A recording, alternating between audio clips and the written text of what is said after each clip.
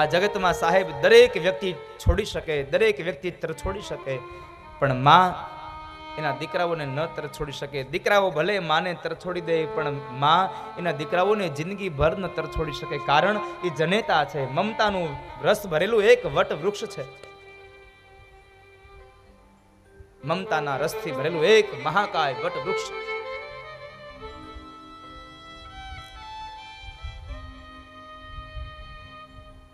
માએ આવકાર આપ્યો છે.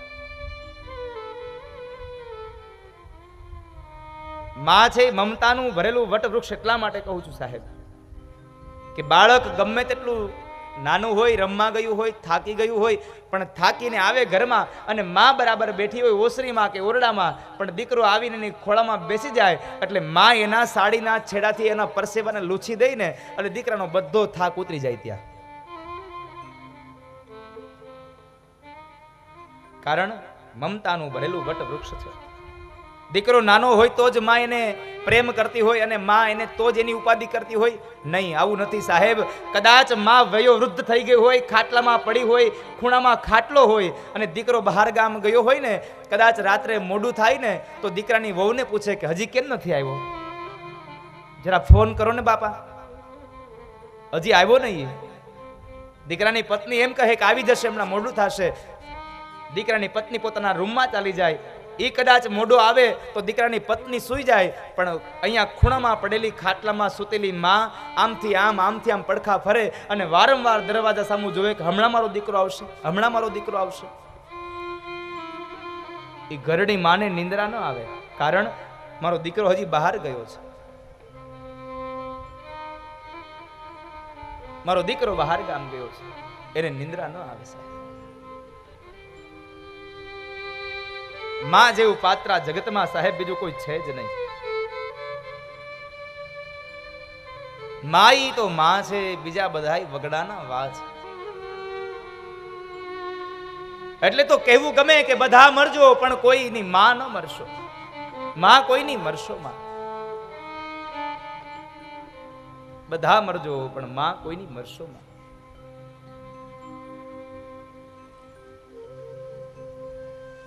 આ જગતનું અલૌકિક પાત્ર હોય તો એ માં છે. માના પ્રેમ જેવો આ પ્રેમ આ જગતમાં બીજું કોઈ ન આપી શકે. એટલે તો માનો પ્રેમ મેળવવા માટે ભગવાન કૃષ્ણ, ભગવાન રામ, આ બધા લોકો જ, ભગવાન પણ મનુષ્ય અવતાર ધારણ કરીને આવ્યા, કારણ માનો પ્રેમ મળે. અને એ જ કૃષ્ણએ તો માનો પ્રેમ મેળવવા માટે થઈ અને માના હાથનો માર ખાવા માટે, કારણ માં મારે ને એમાં પણ પ્રેમ ભર્યો હોય. કારણ કે માં માર્યા પછી એની ઈ જ માં પોતાના ગોદમાં બેસાડે અને માથા ઉપર હાથ ફેરવે અને કપાળમાં એની ઈ જ ચુંબન કરે સાહેબ, કારણ એ જનેતા છે.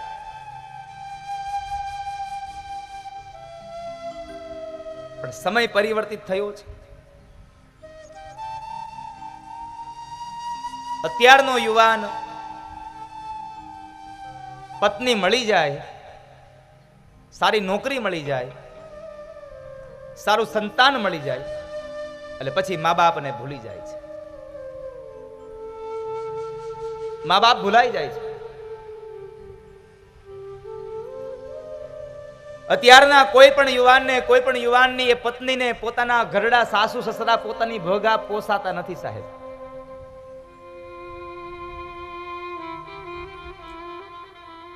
ઘરડા મા બાપ ગામડે હોય અને પોતે શહેરમાં બંગલામાં હોય સાહેબ. એક વાત મારી યાદ રાખજો કે તમારા બંગલાની અંદર જો તમારા મા બાપને રહેવા માટે જગ્યા નથી ને તો તમારા માટે તમારો બંગલો નહીં, તમારો બગલો છે સાહેબ. તમારો બંગલો નહીં, તમારો બગલો થઈ જશે.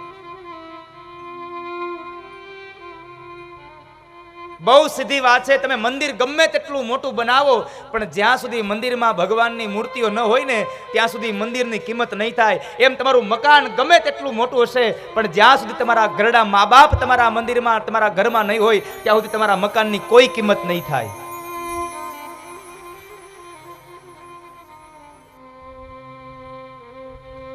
ગમે તેટલું મોટું મકાન હશે એમાં મા બાપ રહેતા હશે તો તમારા મકાનની શોભા હશે.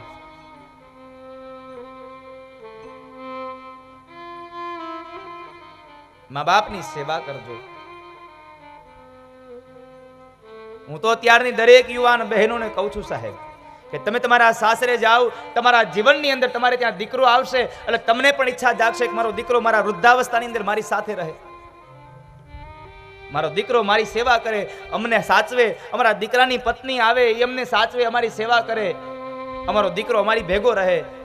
તો મારી એક વાતને યાદ રાખજો, તમારી ઈચ્છા હોય કે તમારો દીકરો તમારી ભેગો રહે તો તમારો પતિ પણ કોઈકનો દીકરો છે, એના મા બાપને પણ ઈચ્છા હશે કે અમારો દીકરો અમારી ભેગો રહે. તમે તમારા પતિને એના મા બાપ ભેગો રહેવા દેજો તો જ તમારા દીકરા તમારી ભેગા રહેશે, બાકી તમારી ભેગા તમારા દીકરાઓ નહીં રહે. તમે જો તમારા પતિને એના મા બાપ ભેગો નહીં રહેવા દો તો તમારા દીકરાઓ પણ વૃદ્ધાવસ્થામાં તમારી સાથે નહીં રહે.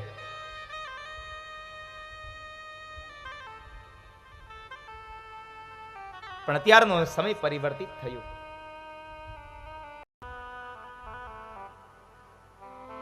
એકાદ વર્ષ લગ્નને થાય, 2 વર્ષ થાય એટલે નોખો થઈ જાય.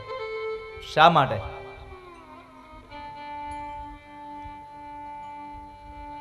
તારા માટે મા બાપે શું નથી કર્યું? તને ભણાવી ગણાવી ને મોટો કર્યો, તને સારી નોકરીએ લગાડ્યો, તને સારી એક યુવાન સ્ત્રી સાથે પરણાવ્યો. તારા મા બાપની એટલી જ ભૂલ કે તને પરણાવ્યો એટલા માટે તું એને તારાથી અલગ કરે છે? બહુ સીધી વાત છે સાહેબ કે 2 વર્ષ કે 3 વર્ષથી આવેલી એવી સ્ત્રી, પારકા ઘરની સ્ત્રી તારા ઘરમાં આવી અને તને એવો તે કયો પ્રેમ આપી દીધો કે જેની કુખમાંથી તે જન્મ લીધો એ મા બાપનો પ્રેમ તું ભૂલી ગયો? જેનું તું લોહી છો એ મા બાપનું પ્રેમ તું ભૂલી ગયો? શા માટે?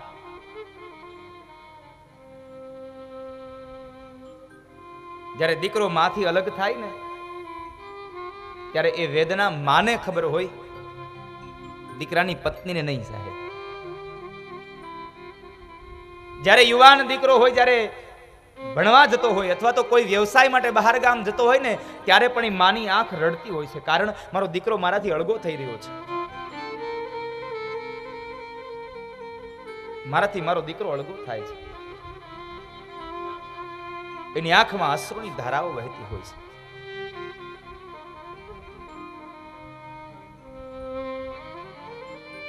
માટે ક્યારેય કોઈ દીકરાઓ પોતાની માં જીવે ત્યાં સુધી ક્યારેય અલગ ન થતા.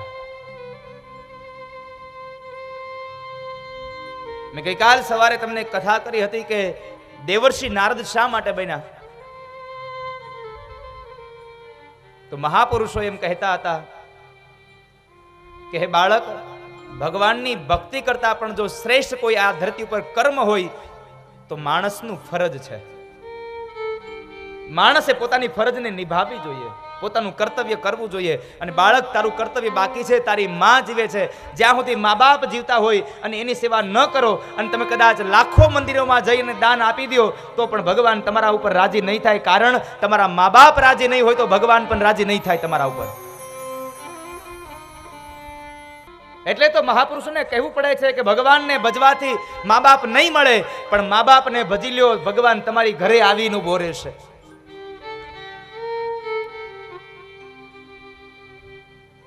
માટે તમે ઈશ્વરને ભજો કે ન ભજો, તમારા મા બાપની સેવા કરજો. 68 તીર્થ તમારા મા બાપના ચરણોમાં, તમારા ઘરમાં છે.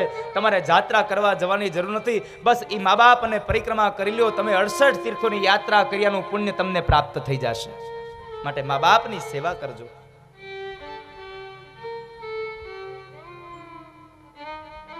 પણ અત્યારનો સમય એટલો વિકટ આવ્યો કે 2 દીકરાઓની એ જનેતાને 15 દિવસ આ બાજુ અને 15 દિવસ આ બાજુ, 2 દીકરાઓની ઘર વચ્ચે વહેંચાતું રહેવાનું. 15 દિવસ થાય એટલે આ ઘરે વ્યુ જવાનું, 15 દિવસ થાય એટલે આ ઘરે વ્યુ જવાનું. એક ગામડાની અંદર 2 ભાઈઓ હતા. એની વૃદ્ધ માં અને પિતાશ્રી હતા નહીં. એ વૃદ્ધ માં હતી. 2 ભાઈઓ વ્યવસાય એકદમ સરસ મજાનો વ્યવસાય મંડ્યા કરવા, એટલે પૈસાની આવક મંડી થવા, એટલે 2 ભાઈઓ જુદા થયા. હવે નાના ભાઈની પત્ની એમ કહે છે કે માં આપણી ભેગા નહીં, મોટા ભાઈની પત્ની એમ કહે છે કે બા આપણી ભેગા નહીં. પછી માં જાય ક્યાં?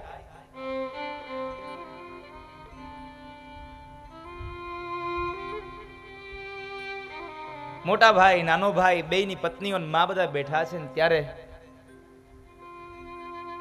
માના ભાગલા પડે છે. નિર્ણય લેવાયો કે 15 દિવસ મોટા ભાઈના ઘરે અને 15 દિવસ નાના ભાઈના ઘરે.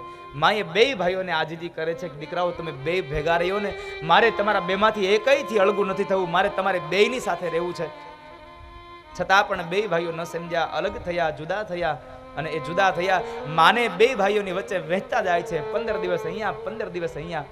નક્કી થયું કે અંજવાળિયું પક્ષ છે એકમથી પૂનમ એ મોટા દીકરાની ઘરે, અને અંધારિયા પક્ષમાં એકમથી અમાસ એ નાના દીકરાની ઘરે. માનું અસ્તિત્વ શું છે હું તમને સમજાવી રહ્યો છું. દરેક પરિસ્થિતિમાં પોતાના બાળકોનું હિત ઈચ્છે ને સાહેબ, એ આ જગતની જનેતાઓ છે. કોઈ પણ પરિસ્થિતિ હોય, ગમે તેવો સમય હોય, છતાં પણ પોતાના બાળકો વિશે ક્યારેય એના મનમાંથી એવો ખરાબ ભાવ ન નીકળે. એના દીકરાઓને કોઈ કહીને જાય આવું એ જનતાઓને ન ગમે.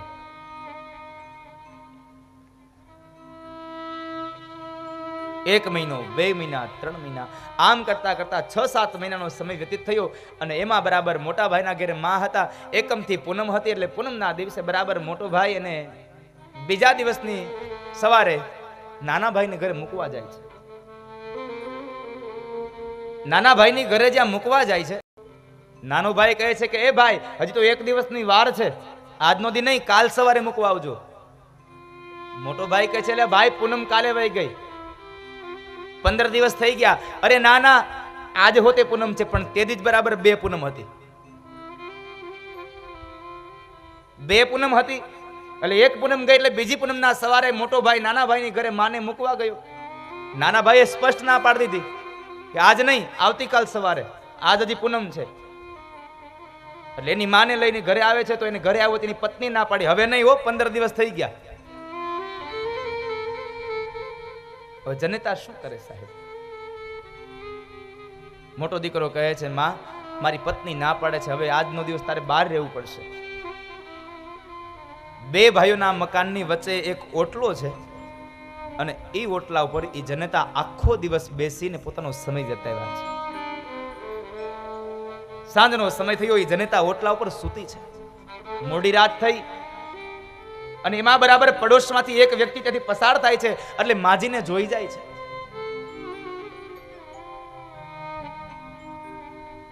માજીને જોઈ જાય એટલે માજીને પ્રશ્ન કરે છે કે માં, અહીંયા કેમ ત્યાં બહાર સુતા છો? એટલે માજીએ માંડીને વાત કરી, ભાઈ આજ 2 પૂનમ છે ને એટલે મારે 1 રાત્રિ આજ બહાર રહેવાનું છે, નથી મારા નાના દીકરાના ઘરે જવાનું, નથી મારા મોટા દીકરાના ઘરે જવાનું. ત્યારે પડોશમાં રહેલો એ ભાઈ યુવાન કહે છે, માં એક કામ કરો ને, તમારે જો 1 રાત્રિ રહેવાનું છે તો ઓટલે નહીં, આવો મારી ઘરે, આવો મારી ઘરે સુઈ જાઓ, અહીં બહાર ઓટલે ન સુવાય. અને ત્યારે વયો વૃદ્ધ એ જનેતા એટલું બોલે છે કે ના ભાઈ, મારે તો આજે 1 રાત્રિ કાઢવાની છે ને, હું આ રાત આ ઓટલા ઉપર કાઢી નાખીશ, કારણ હું આજે 1 રાત તારી ઘરે રોકાવા આવીશ ને તો સમાજના લોકો એમ કહેશે કે 2 દીકરા હતા ને છતાં પણ પાડોશીની ઘરે સુવા જવું પડ્યું, મારા દીકરાઓને કોઈ કઈ કહીને જાય ને એ મને ન ગમે. એ જનેતાએ આખી રાત એ ઓટલા ઉપર કાઢી નાખી સાહેબ, કોઈના ઘરે ન ગઈ, કારણ મારા દીકરાઓને કોઈ કઈ કહેવું ન જોઈએ. આ જનેતાઓ છે. પણ અત્યારે એનું આ સમય પરિવર્તિત થયો અને સમયને પરિવર્તિત થઈ અને માણસ બધું ભૂલી ગયો છે. પણ હું આપને એક પ્રાર્થના કરીશ કે તમે તમારા બાળકો પાસેથી જો સેવા ચાહતા હોય તો તમે સેવા કરી લેજો, કારણ મારો પુનિત મહારાજ લખે છે